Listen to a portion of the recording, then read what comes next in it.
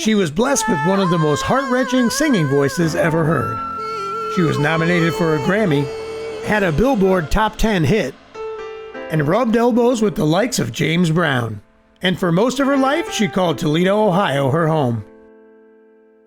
This is the story of Gloria Ann Taylor, Toledo, Ohio's undisputed and underappreciated Queen of Soul. Be worthy and hope for tomorrow. Gloria's family moved here from West Virginia when she was a small child. They left the coal mines and came here for an industrial job. As a young teen, she performed in local gospel groups. She came from a musical family, and church music figured largely into it. And as a young adult, she began to perform in local clubs, fronting local bands. Little did Gloria know that her life was about to change forever, from the direction of Motown. Now still, but especially in those days, there was a great cross-pollination from Toledo and Detroit. And I think that's the real, the Detroit connection was a gentleman named Walter Wisenhunt. And Walter was part of the James Brown organization. I think he did PR work for James Brown. So he was in the business, had some connections, and somebody convinced him to come on down to Toledo and check out this hot female singer. Eventually, Walter made his way down to Toledo and crossed paths with Gloria. The two instantly struck up a business relationship, and it grew from there. Yeah, they started out a professional relationship, but it quickly grew, and they developed a personal relationship, and they were married, actually, I think shortly thereafter. And not long after, Walter took the reins of Gloria's career, and things started to happen. In 1968, Gloria was nominated for a Grammy for the song You Gotta Pay the Price. I believe that was actually released on Silver Fox Records. Gloria and Walter were on a hot streak. A Grammy nomination and 2 singles in the Billboard charts. But sometimes things don't always work out as planned.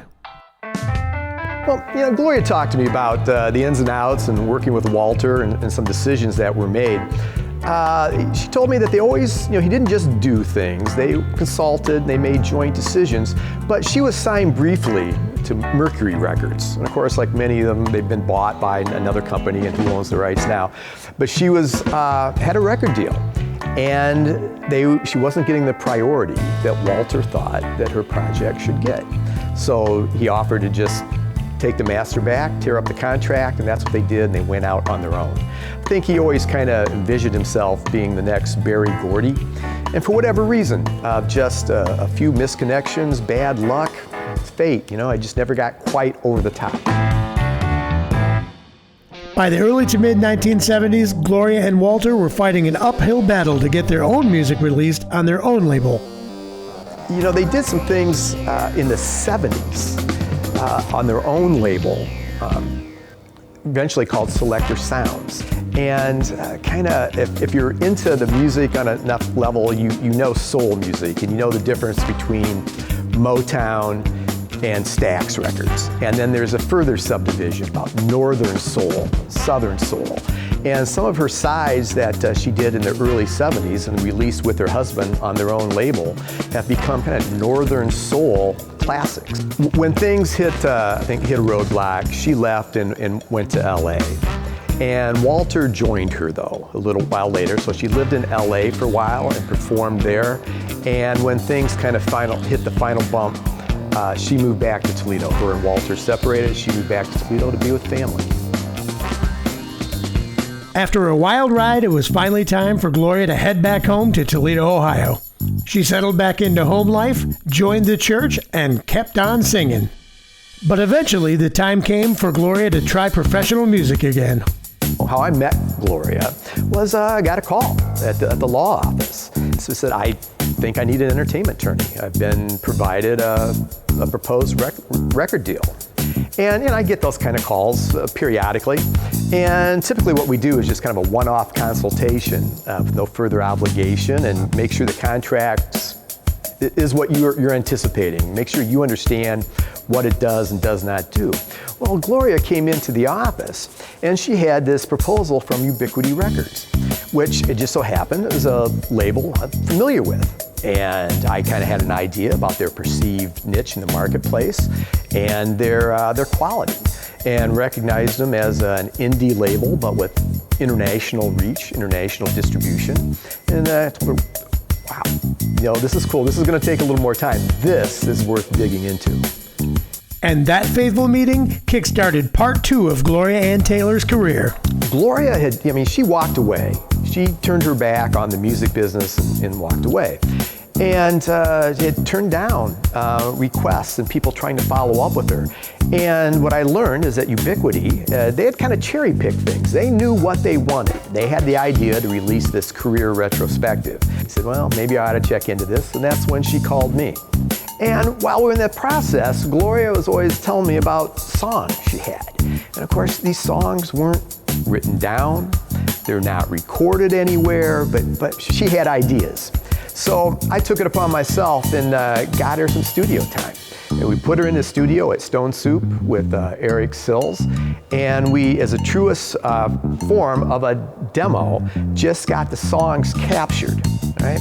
And we always had the belief that we would go back again, now that we had the songs in the format, and the goal was to go back, do it to a click track, and start fresh and build on there and do whatever she wanted to do with that music.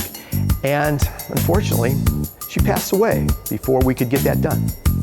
Sadly, after Gloria Ann Taylor's passing, she'd only left behind some rough demos of her new songs.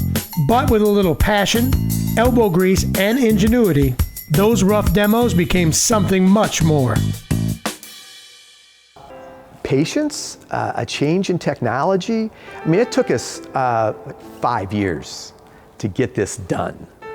And what people said they couldn't work with in the beginning, 5 years later, Eric Sills was able to take this, take the basic tracks, snap it to the grid. We were also cautious that too much perfection sounded false. And so with a lot of love and a lot of patience, we corralled those basic tracks. And the record company then had an idea. They had a gentleman that they had a working relationship with, a producer in Estonia. His name is Misha Panfilov. And we got in touch, and Misha added, he's a multi-instrumentalist, and he added some basic rough sketches in which we got to approve and talk about and what to do next. And then together, those edited files with the vocal, piano, and drums were sent to Misha in Estonia. So what we had in the very beginning was the piano track and the vocals. So basically it was some sort of a demo that Gloria did. And then Larry did some drum parts on top. So we tried different variations and then stopped on a perfect beat. And then I just layered and overdubbed the rest, which is basically the arrangements of the bass, the keys, the guitars, some fuzzy effects on top, and maybe I think some mellotron to give this orchestral feel to it. And then I also invite my friends who have been working together for quite a bit now. Saxophone and the flute on top. Well, when I've heard the voice, and also when I've heard some of the earlier recordings, like this version of Suzanne and the rest, I was blown away with her honesty and her spirit and her voice, and I don't know, she's just a great talent that knocks you off, from the first seconds of listening to her music. And we've continued to work it, approve the masters, and working with Ubiquity. And as of the time of this interview, we're in the process of finalizing cover art. The idea is that it will be a 7-inch record, a 45. Be Worthy will be the A side, the B side will be the other two, which are mid-tempo soul rock songs. And with these last 3 recordings, Gloria Ann Taylor's legacy will live on, not just through her music, but through her family as well. Buddy, I'm hoping she's happy. I pray she's happy. I believe she is. And the best connection I have to this is Gloria's brother, Leonard. Leonard was involved back in the day with Gloria and Walter and Selector Sounds, and he actually co-wrote some of the songs that are on that career compilation.